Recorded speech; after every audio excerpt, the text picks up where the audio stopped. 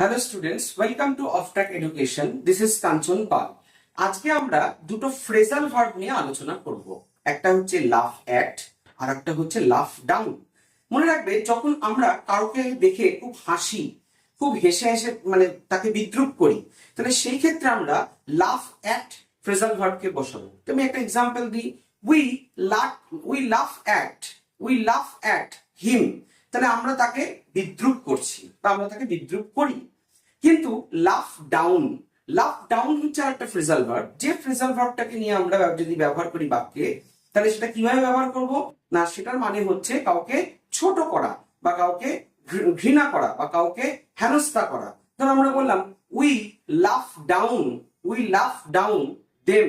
আমরা তাদেরকে ছোট করি বা আমরা তাদেরকে ঘৃণা করি।